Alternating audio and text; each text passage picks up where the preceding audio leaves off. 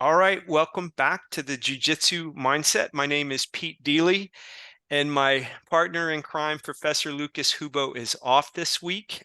So sadly, he's missing out on a rare treat. We have a human being that I've gotten to know by studying, but I've not got a chance to talk to. But today I have with me Mr. Mark Schultz. And Mr. Schultz, we're so happy you are willing to spend some time with us.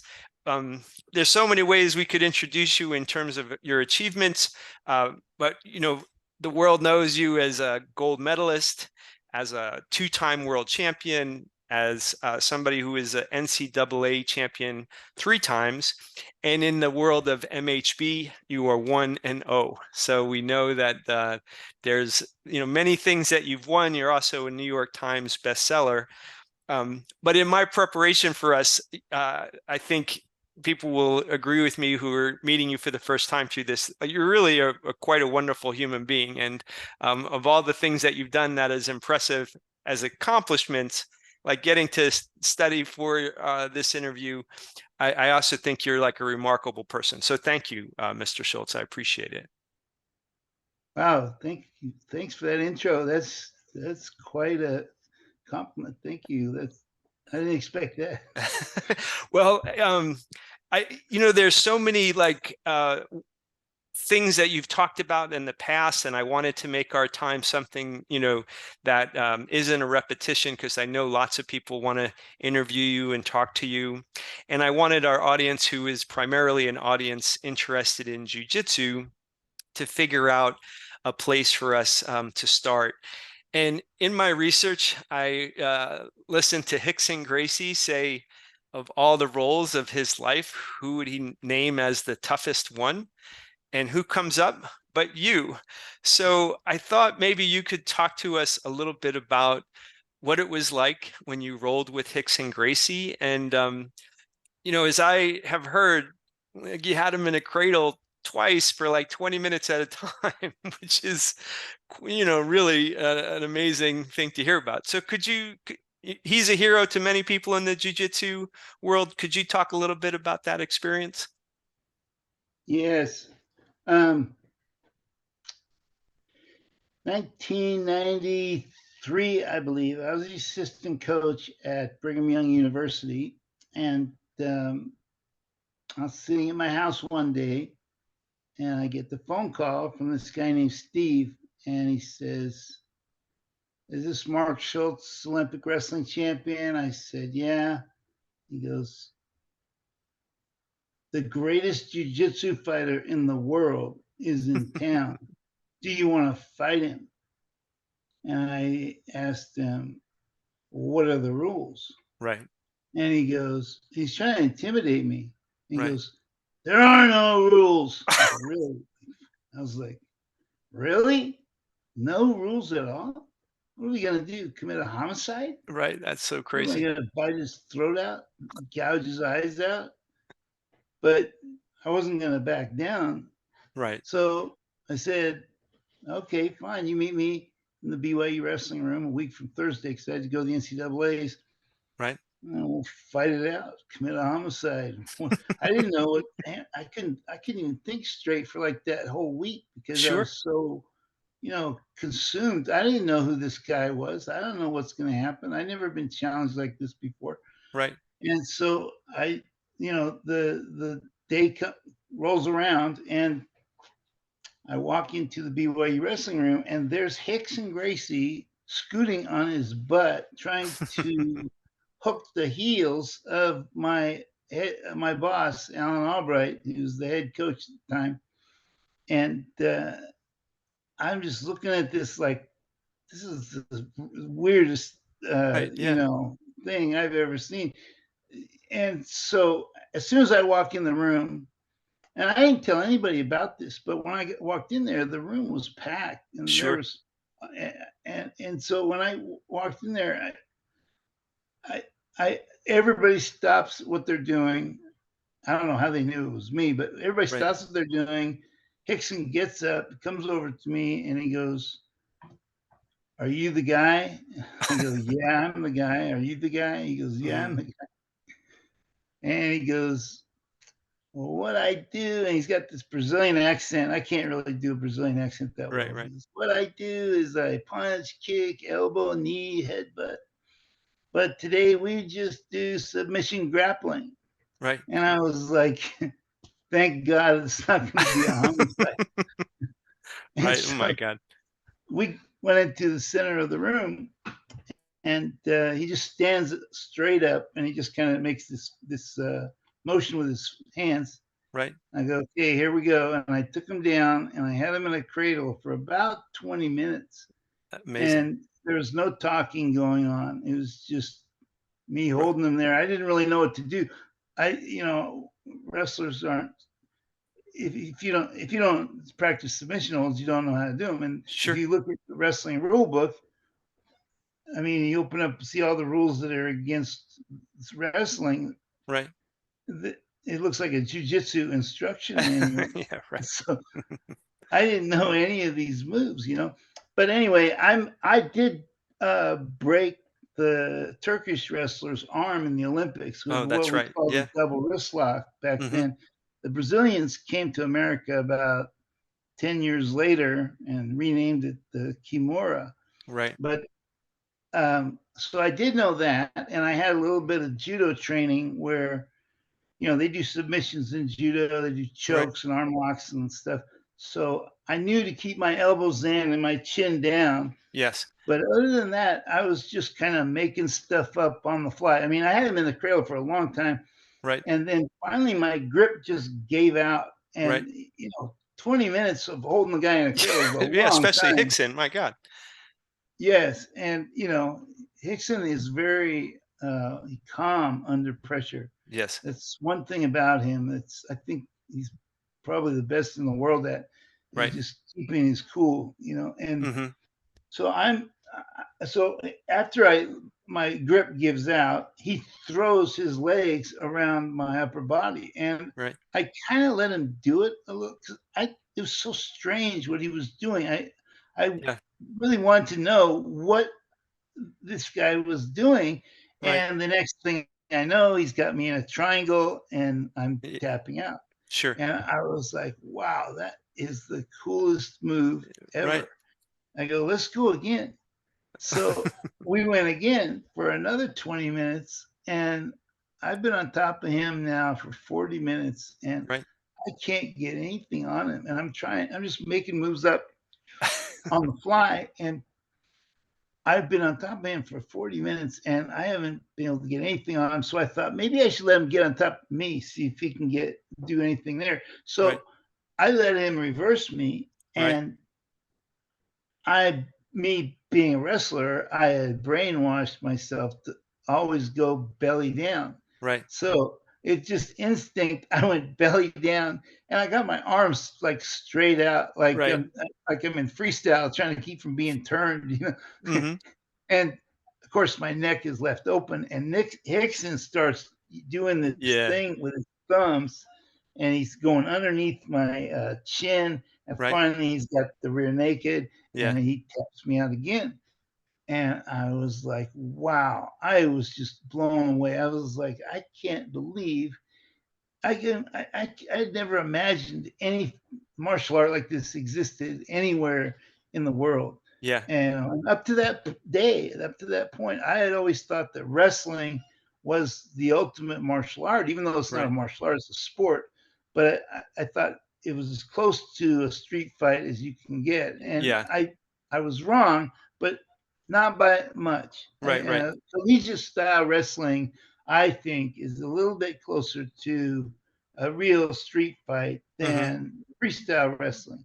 In freestyle, you can slam and you can lock your hands. Right. In college, you can't slam or lock your hands, but you can ride and escape. And those Right. are very important in a fight. Like Khabib demonstrates how important Right. riding Yeah. is.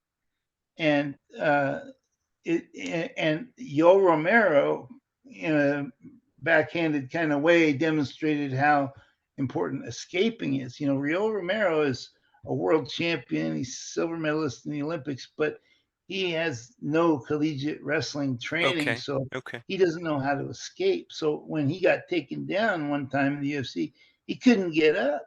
Right. And a college wrestler like Bo Nickel, Right. nobody's gonna hold him down, and Yeah. he's gonna ride everybody. And so I predict Bo Nickel will be the next champion of his weight Yeah. class. Yeah. And anyway, after that session was over, Rickson said something to me that I just fell in love with the guy. He just goes, "Mark, you're the toughest guy I've ever Yeah. gone against." And I just, he like became my idol at that Yeah. moment, and I just wanted to like, I wanted to be just like him. Yeah. Yeah. And so I find out just by coincidence that the guy that called me on the phone, this Steve guy, Right. he was actually a missionary in Brazil, and Oh, he no had kidding. met Pedro Sauer Okay. in Brazil and convinced him to come to Provo, settle in Provo, Utah. All the Right. Gracies were going to move to America. Well, they all moved to America, but most of them settled in, I think Helson went to Hawaii, and then the rest of Right. them came to LA.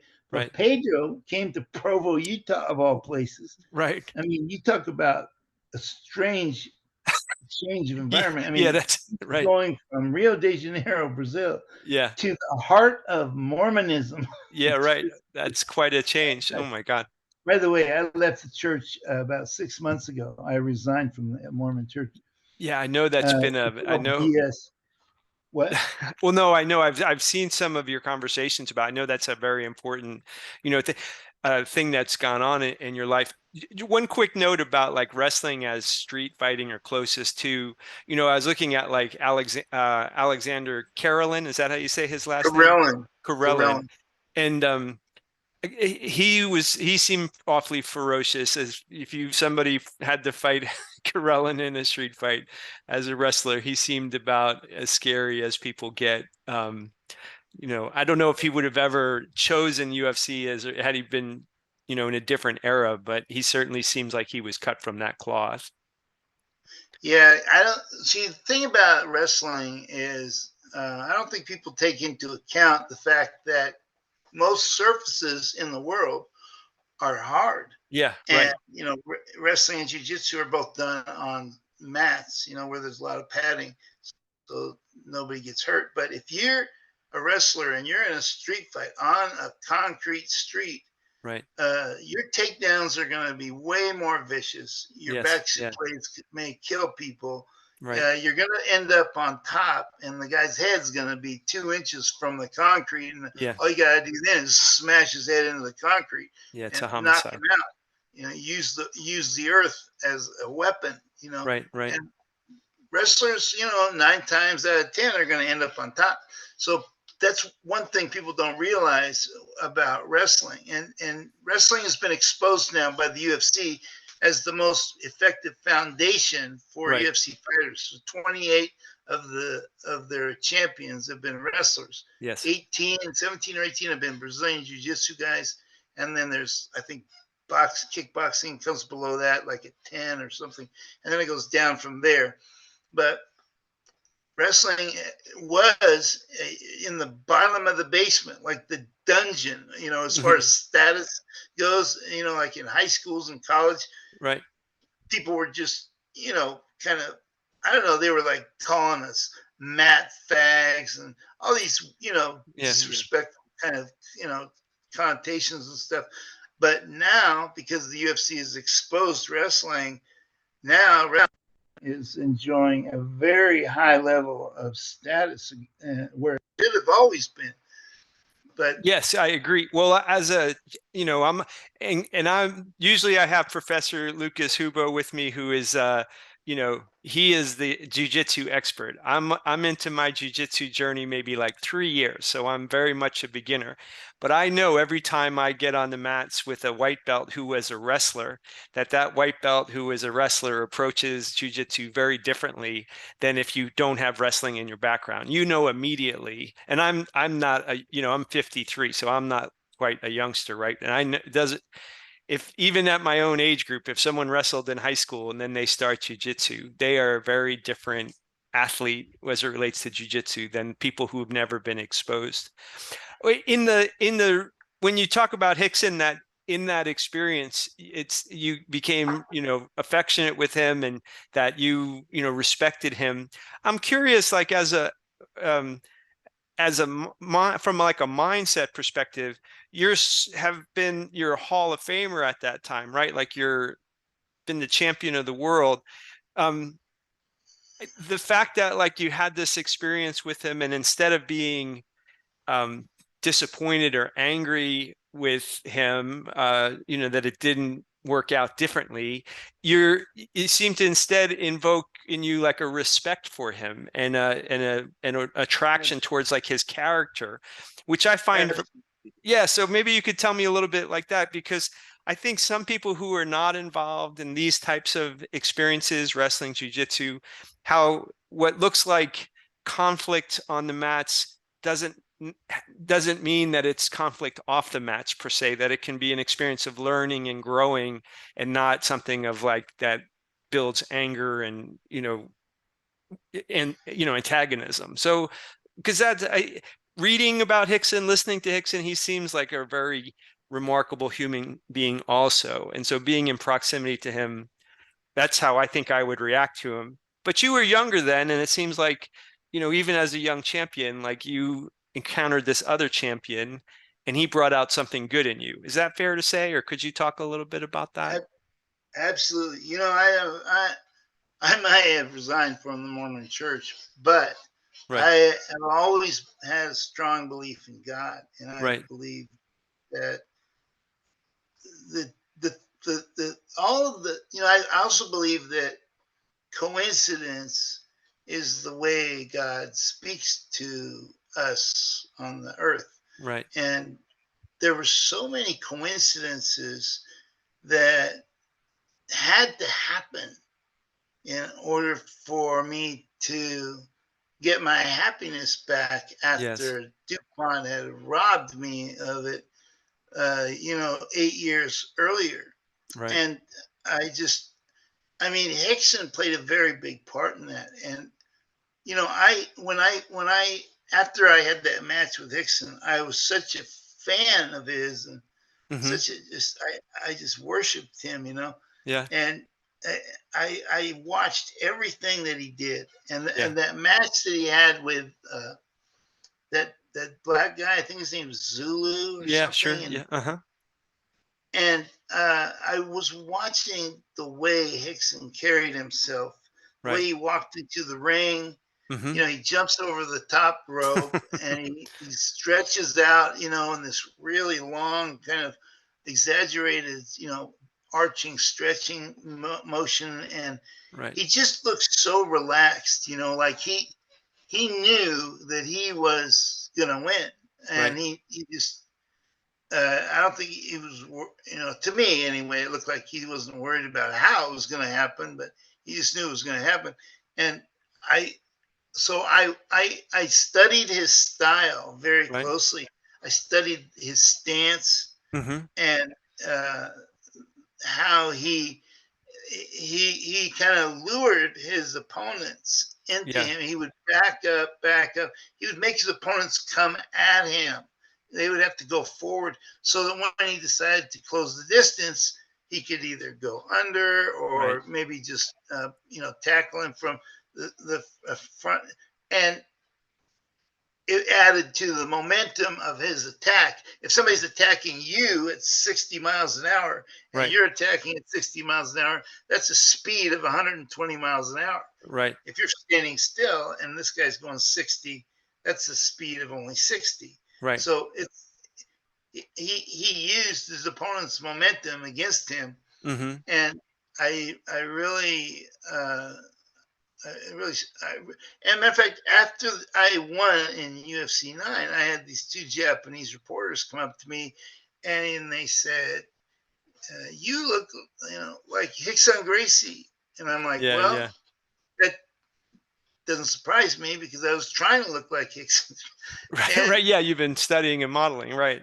Right after him. yeah, So Well, yeah, I'm curious. Like when you say that, I mean, and when I listen to Rickson and kind of he talks about invisible jujitsu a lot, right? And that, I'm a student in his Rickson online, academy, and when he uses that phrase, invisible jujitsu, what it makes me think of is being so sensitive to your own body and to your own like person and to the person you were rolling with or fighting with, that you know how to make these micro adjustments that give you an advantage that you don't even understand what's happening per se.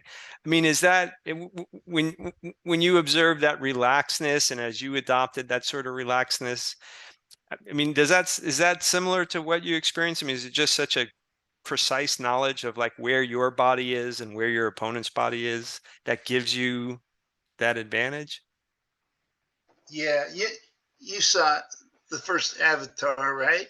Right. And remember when they're swinging from the trees, Yeah. and he's saying that his body is learning how to do this Yes. as Yeah. time goes on. Well, your body, I have a master's in exercise physiology, and your Right. body has a mind of its own. And if you can, some people call it muscle memory. I don't care what you call it. If Right. you practice something over and over long enough, soon you don't have to think about how to do something. Your body knows how to do it, and it Right. automatically moves within the, the millimeters of precision Yes. in the Right. Right. perfect position without you having to think about it. And that was kind of where I was at. I quit wrestling. This is real.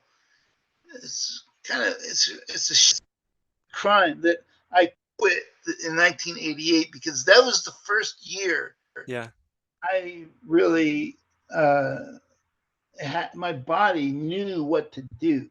Okay. And up to that time, I had to think about everything. But after 88, it just knew what to do. And I think if I would have been supported financially in Right. any way whatsoever, I should have joined the military. But I grew up in the Vietnam era, and I Right. saw Right. guys come back from Vietnam all screwed up, and I didn't want Sure. to think that was an option for me. But that's what I should have done. And I would have been on the, whatever Marine Corps wrestling team and Right. just continue to wrestle for another 5 years, maybe. And I could have won maybe 2 or 3 more world titles. I mean, who Sure. knows? I mean, I was really at the peak of my skill in 1988. And Uh, that's when I quit because there was no money in it. And yeah. I was killing myself for nothing. And I mean, I'd been doing this, killing myself, I mean, pushing myself to like suffocation Sure. 4 times a day, every day for 11 years. I'm Yeah. like, what am I doing this for? I mean, and so I quit in 1988. But then when uh, when I went to BYU, and then Pedro moved to BYU, and then Rickson comes to Provo, Utah, and I have that match. I switched. Right. I had already quit wrestling, Right. but I picked up jujitsu as soon as I was introduced to it. And wrestlers can pick up jujitsu extremely fast. Yes, I I mean, agree. you you show a wrestler, a triangle or an Right. arm lock or something, they can do it immediately, practically. Yeah. And it, but it takes a lifetime to learn how to wrestle. So Right. wrestlers can learn jujitsu extremely fast, Hmm. but jujitsu guys can't really learn wrestling that fast because, like I said, it takes a lifetime. But it's, I mean, I have incredible respect for jujitsu and the Gracies and Pedro and all the practitioners. I mean, Yes. Right. Right. it's the only martial art that can beat wrestling. But the combination of wrestling and jiu-jitsu together is Yes. about 10 times better than either one separately. Right. When when I listen to Rickson talk, bring up your name as like his memory of his, the toughest role ever. It was, it's remarkable praise, right, from an icon in jiu-jitsu and as a wrestler coming outside of his discipline, right, to do that. I was curious when you think back on all of the tough matches that you've had, and a lot of your matches had such high stakes, right? Like Olympic matches, world champion matches, all that. Can you think of a story or a time of like what where mentally you had to pull it together, like where it was the hardest fight to get your head right for?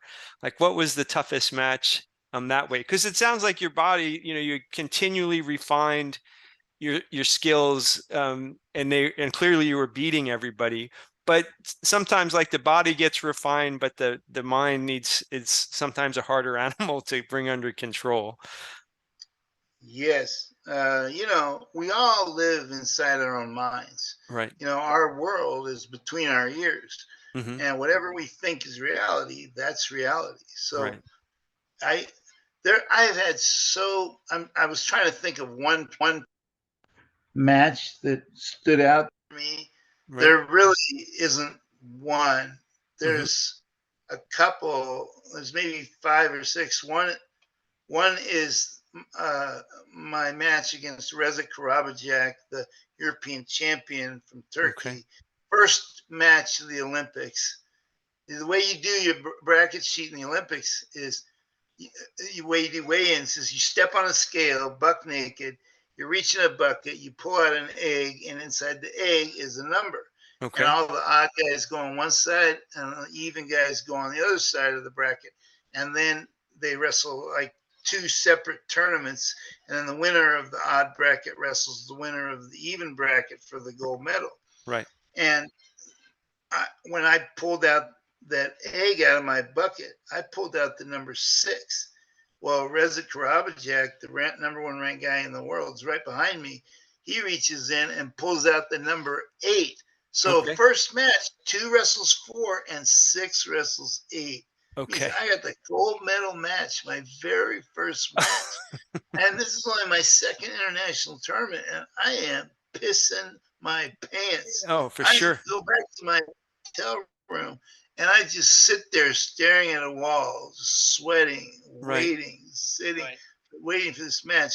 And the match finally comes around, and he does this limp arm to a high crotch, and he got in super deep on that high crotch. And I had seen this Cuban at the Pan Am Games Hmm. do this move to some guy from Paraguay or Uruguay or one of those Guay countries, Right. Right. and he he just threw it, and I thought, man, that thing is locked, Right. And I used to do this move. It's a double wrist lock, but I used to do this move all the time with the guy's head trapped inside against my chest, Okay. and but this particular time his head was on the outside, and I had never done it that way before. I had only seen the Cuban do it to this guy, and so I thought, I have no other option. It's him or me. I'm going for it. Right. And in the Pan Ams, the guy didn't get hurt, but in the Olympics, when I did it, I kicked him like in the groin and like tried to roll him over for 2, but he hit his head on the mat, and it stopped his momentum. And as soon as his momentum stopped, I still held on to the arm, and I snapped his elbow immediately. Yeah. And I knew it was broken, and so I just fell on top of him, and and I'm looking back at the ref, like, and he's not even fighting off his back. He's Sure. just Yeah. laying Yeah. there. Yeah. I'm looking at the ref like, well, aren't you going to call it? And he calls the pin. I get off, and I'm like, yes, I got the number one ranked guy in the world Right. out of this tournament. And they gave me the fall, and he was the European champion. Right. The Russians and all the Soviet bloc countries that boycotted the Olympics wrestle in the European Championships. Well, Reza Karabajak's the European champion that year, and I break his elbow, and then he goes to the hospital, and Right. then he comes back, and the Turks file a protest. Basically, it was a symbolic protest, I think, because I don't know, maybe they wanted me to, I don't know what they wanted me to apologize to him or something. I don't Right. know.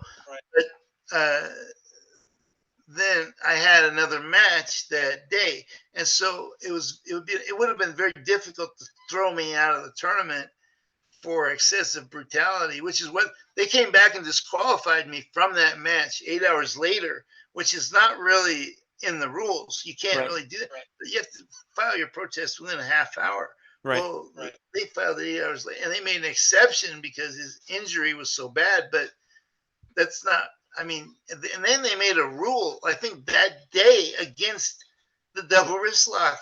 And Okay. they decided if you take it beyond 90 degrees, it's illegal. And if you take it below 90 degrees, it's legal. Well, I never heard that. I think they just made it up that day.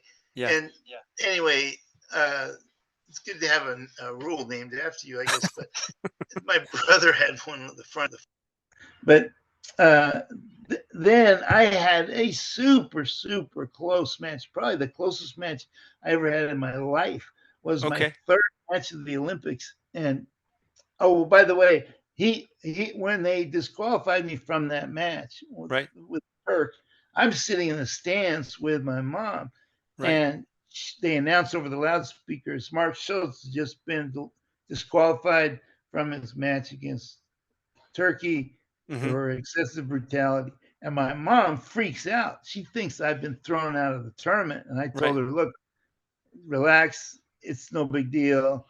You know, it's a double elimination tournament. So as long as I keep winning, I can still win the gold medal, because the guy that I lost to and by disqualification is out of the tournament with a broken elbow.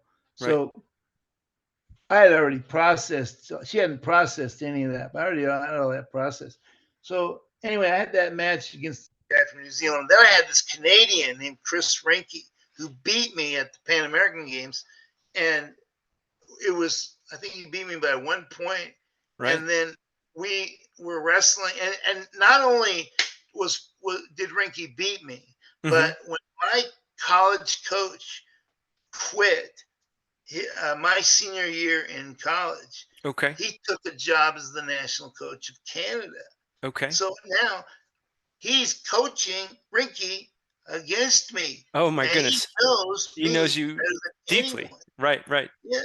So it's so weird looking at him in the opposing corner. Yeah. And this is for all the marbles. This is for the Olympic gold medal. Right. And you know, it was the most high pressure match, the most critical match, the most important match, the most well, the closest match too. And he was beating me 2-2 criteria tiebreaker after the first period. I had to score or I was going to lose. So I took I took him down, and then I gut wrenched him. And what happened was the referee gave me 1 for the takedown and 2 for the gut wrench. So the score says 5-2.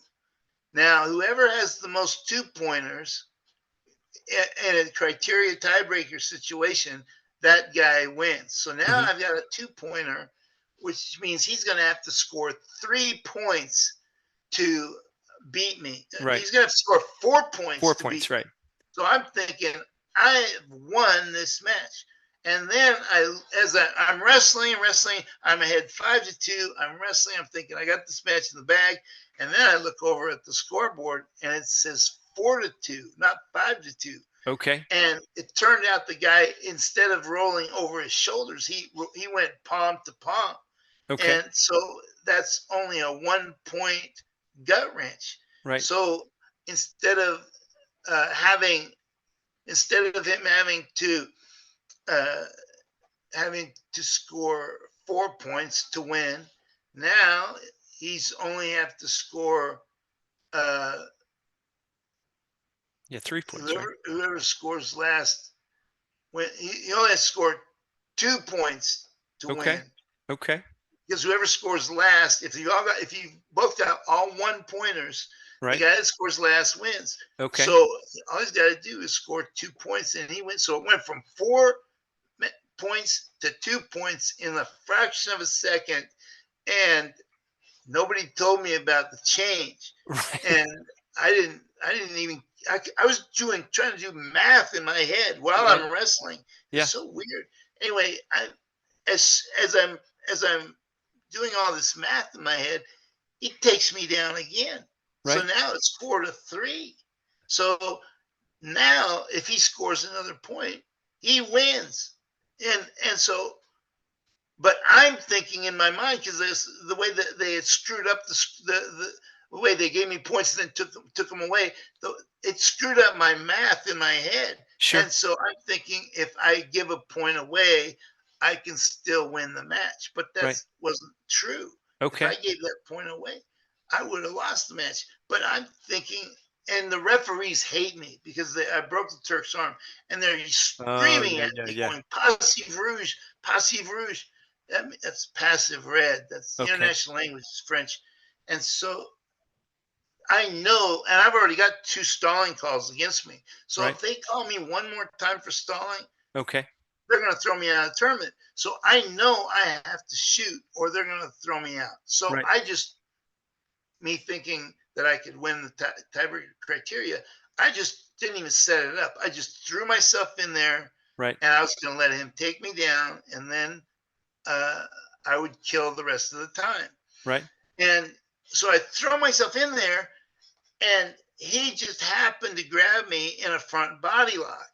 Well, I just happened to have this unstoppable counter to a front body lock. I call it a duck scoop. So Okay. instead of playing it safe and giving him the takedown, Right. I decided to attack. And Okay. I attacked with that duck scoop, and I scored.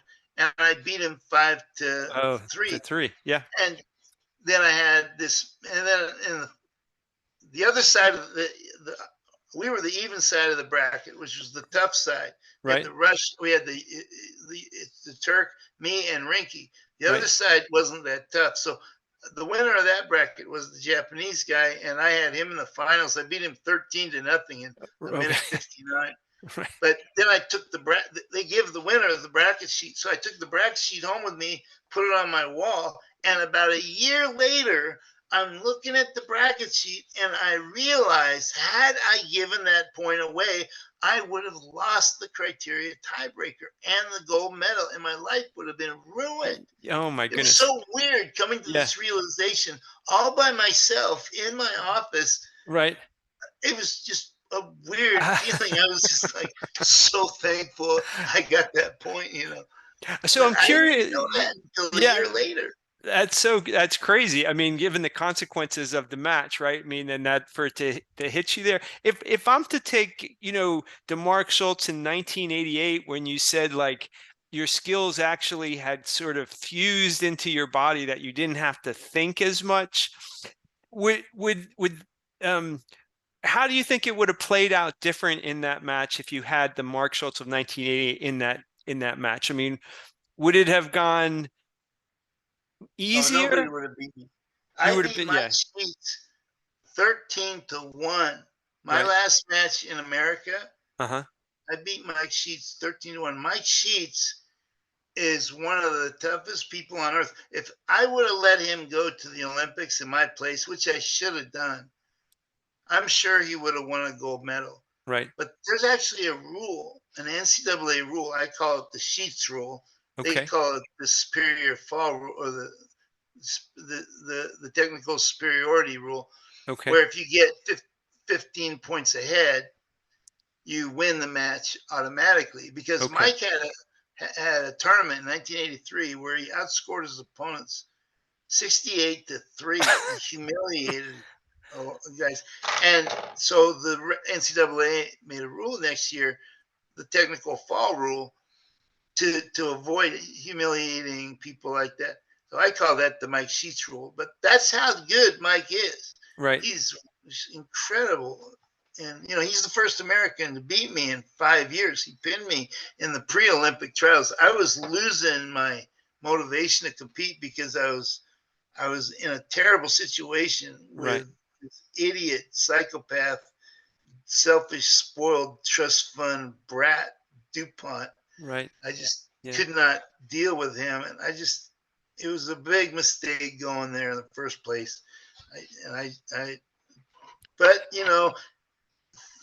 if all of the things hadn't happened, like for example, if Rickson hadn't come to America and come to Right. Provo and met me, and then Pedro became my instructor, and then he called me one day asking me if Dave Beneteau, Dave Beneteau was going to fight in UFC 9. So he called up Lonnie Foster, which was his trainer in Salt Lake City. And he said, hey, can you get me some jiu-jitsu training and some wrestling training Right. in Utah? And he goes, yeah, let me make a phone call. He calls me and he goes, Mark, would you train Dave Beneteau, train with Dave Beneteau before UFC 9? I Right. said, yeah. So he comes down and we're training for 2 weeks. And the last day of training, I slam him Yeah. and he rolled on one of his metacarpals and it snapped. Right. And I took him to the hospital and the doctor said, if we put a cast on, obviously you can't fight. But if we have surgery and we peel the skin back and then we Right. screw a plate in and then put the skin back, you might be able to cover it up and still fight. So he Right. said, put a plate in. And this is only 3 weeks from the UFC. Yeah. And so I went to the UFC in Detroit to be his corner man to Right. throw in the towel in case he got in trouble with that hand, because I knew he was going to get in trouble with that hand. Sure. So we went to Detroit, me, Pedro, and Lonnie Foster, and a couple of other Pedro students went there. And one of Pedro's students brought a size 10 wrestling shoe with him, just by coincidence. But anyway, we go into the press conference, and the somebody had ratted Dave out, said his hand was broke. So the doctor came over to Dave and took a look at his hand, and then he brought Meyerowitz over, and Meyerowitz said, "You're done. You're not fighting. Right. You know, you're being called human fighting. It was Yeah. excessive, Sure. Sure. brutal." And he goes, "How do you think it's going to look?" So and so Pedro says to me, "Hey, Mark, I know who you're fighting. I can beat him. I think you can too." I was like, "Okay." So I went over to Meyerowitz, and I said, "What do you think about me?" And this, I swear to God, this is a quote. Right. I go, "What do you think about me taking Dave's place?" And he said, and I quote, Right. "Oh, that's a great idea. You're an Olympic champion. When you lose, it'll be even better." It's like, why you have to say that? Yeah, So that's a terrible thing to say. Well, before you finish the story, let me just, for people who are less familiar with this story, let me just kind of recap a little bit, so that way when we go forward, everyone knows exactly what happened. So we're talking about UFC 9, and there's a guy named Big Daddy Goodridge, if I remember correctly. So Big Daddy Goodridge is gonna fight Dave Beneteau, right? And with this injury, I'm of the mind it's good that Dave didn't have to fight. I think it could have it was a good idea to keep him from fighting. But now you weren't expected to fight, and you get tapped as like you're going to be the guy to go in there. I know you, at this point in your life, you've been in all kinds of confrontations, athletically, all kinds of matches and fights. Did it rattle you though? I mean, there's, at this time in the UFC, there's certainly the rules. If there were rules, I can't recall anything you couldn't do. And as tough a person as you were, were you rattled, or were you confident? How did you feel at that time? Like, what was your mindset? well, there's 2 rules that you could not do. You couldn't gouge eyes, and Okay. you couldn't bite.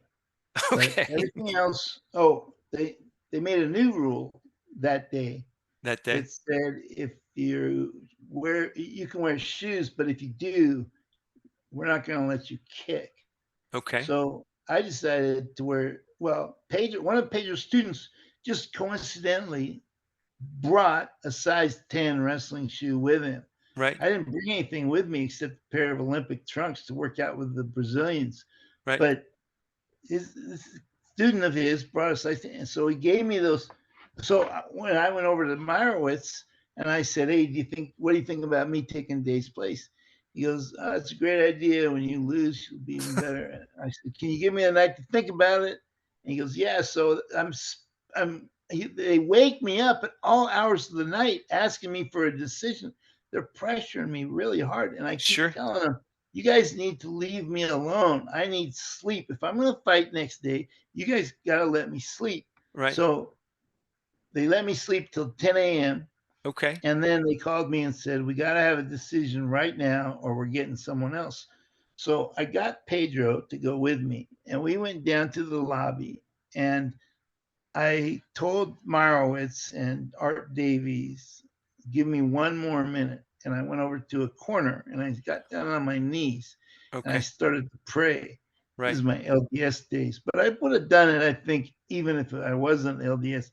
Right. So I prayed, and I had my brother had been murdered Yes. 4 months just prior to this by John DuPont, the guy who ruined my wrestling, my motivation to wrestle. Right. And so I am praying, and while I'm praying, I had this feeling. It's hard to explain, but it was like my brother was around me Yes. somehow, Yeah. and he was telling me, "You have to do this."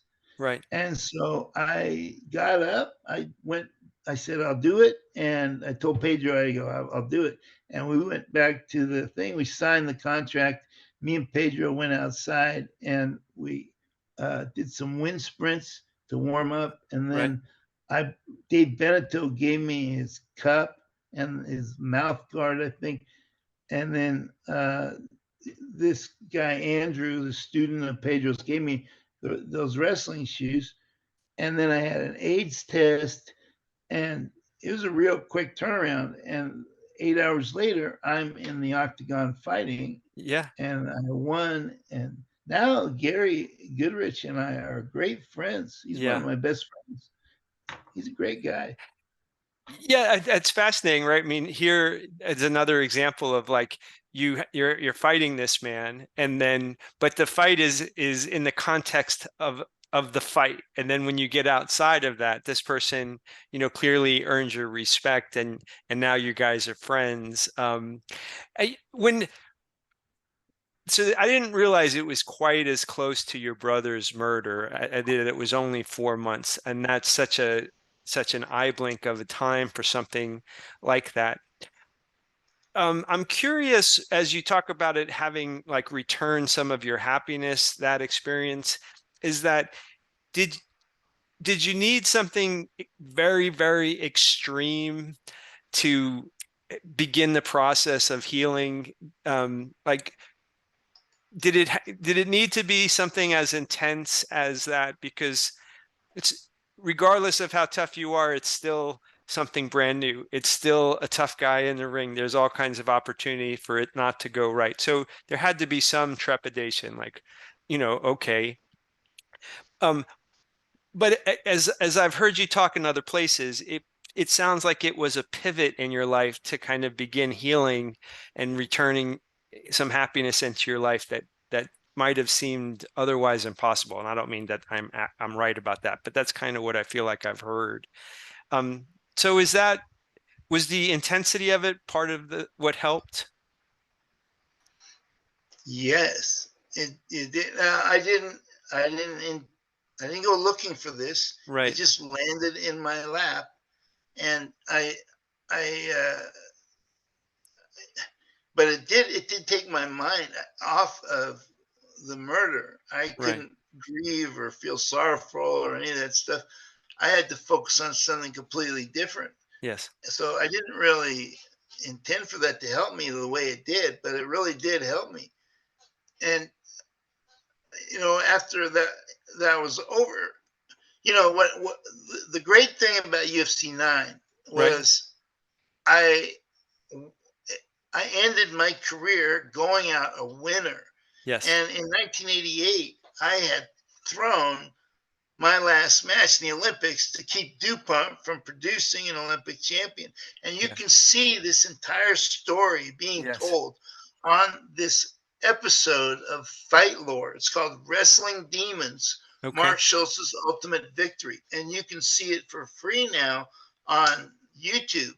Okay. You used to have to pay to get on Fight Lore. You used to get a membership, but now they've released it on YouTube for free, so everybody can watch it. And it was nominated just recently for an Emmy, which Oh my is goodness. nuts. That's And I couldn't believe it. But I love the fact that it's nominated for an Emmy because that shit movie Foxcatcher, it was so, the director was so intent on demeaning and disrespecting me. It didn't, he changed my story so dramatically Okay. that it can't follow the story when you change it that much. And it wasn't nominated for Best Picture, but Sure. my true story, which I told him in the beginning, just follow my book, follow my story. You're gonna have a great movie. He refused to do it. But Hmm.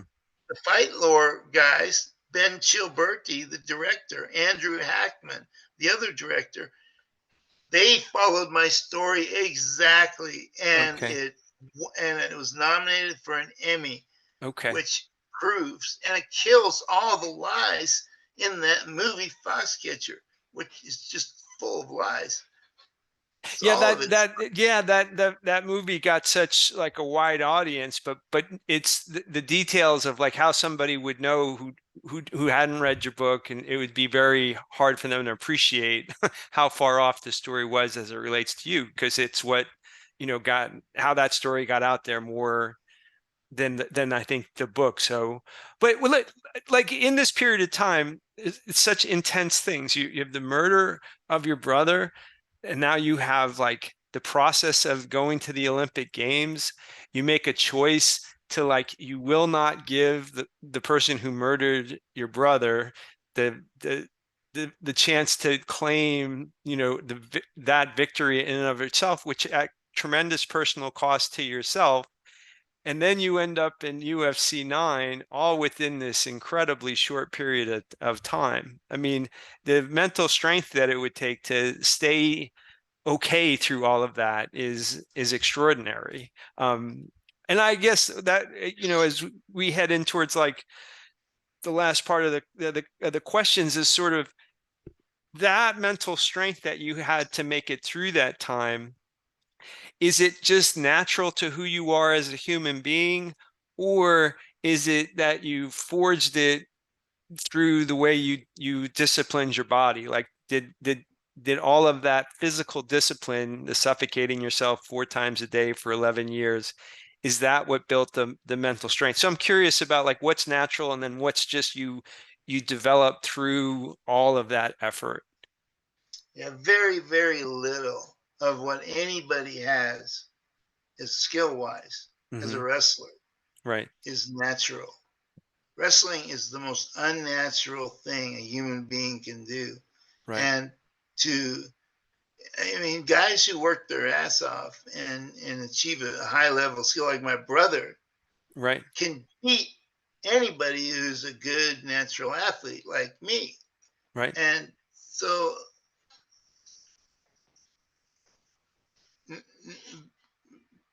natural, being a natural athlete is it's overrated. It's Right. not that Yeah. great. Anyway, in Right. wrestling, anyway. Yes. Yeah. I mean, Yeah. in running, it might be okay. Like people are born with fast twitch or slow twitch muscle fibers. They're born with Right. their maximum volume of oxygen that they can consume. They Right. measure it in milliliters of oxygen per minute exercise per kilogram body weight. They Right. put you on a treadmill and put a gas analyzer in your mouth and give you one instruction: run till you can't run anymore. Right. And then Right. they keep increasing the incline until you can't run anymore. Right. It's just a brutal test.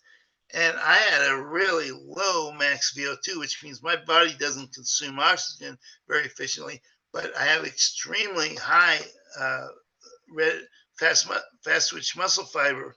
Okay. And so I'm a sprinter. I was a born sprinter. Right. And not, some people are born long distance runners. It's just in your DNA, and there's nothing you can do to change it. I could increase my max VO2 by about 8 points through training, and that's what I tried to do Right. because my biggest problem was the ability to consume oxygen. And if you're in college wrestling, if you're not driving your opponent into exhaustion, Right. he's driving you. So Right. you got to be at least good. You got to be at least conditioned enough to avoid or prevent him from driving you into exhaustion. Right. But anybody that could drive me into exhaustion could kick my butt. Ed Bannock, one of the toughest guys I've ever I've ever wrestled. I wrestled him 6 times. He beat me the first 4 times, and then I beat him the last 2. But Yeah. he could run a 5-minute mile. Oh my I gosh. mean, that's incredible. Well, And he's well, a yeah. 198 pounder. And his nickname was the horse. And I think the reason they nicknamed him the horse is he can run like a You can horse. run like a horse. Well, as far as natural athletes go, one of the things that I liked learning about was that you were, Northern California state champion in gymnastics before you find wrestling. And I think gymnastics from a physical foundation is like among the most perfect things to have kids learn.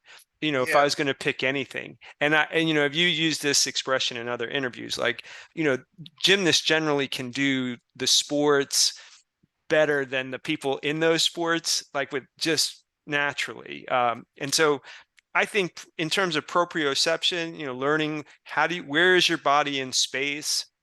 There's nothing quite Yes. like gymnastics that's like that. My uncle was a gymnast, and as a kid, handstands, headstands, L-sits, all that was a part of like my first athletic experiences. And he was one of those athletes, so he's 50 years old. We go to the park, he would do giant swings on like the swing set and dismount. It was, as a kid, it was the most impressive thing I could imagine. But I mean, in terms of natural athleticism, I think it's clear you also have lots of that. But I mean, the relationship between all of that discipline and your mental toughness is kind of what I was curious about. Like, because in that time period, I think many, many people would have just crumbled uh, uh, under any one of those things. The murder of their brother could crush a person just in and of itself, and they just couldn't go forward. The pressures of Olympic competition could crush people, that not ready for it, being, in the corner, expecting to be in the corner at a UFC match, and then someone says, "Okay, now you're going to fight." And, and so one of the things that was just so impressive to me in learning your story is the ability to make your way through all of these incredibly difficult situations mentally, that you survived it from that perspective. Yeah. Yes. Um, yeah. Well, look, if I would have let DuPont destroy me Hmm. mentally, he would have won. Yeah. Well, I'm not about to let that son of a bitch win and Right. destroy me. I have to beat him by being happy, which Right. is what UFC did for me.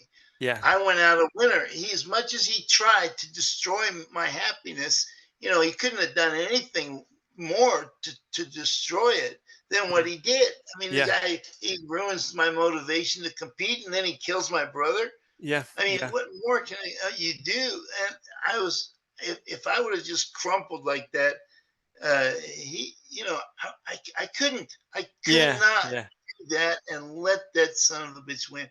And so it was more, the victory for me was more about,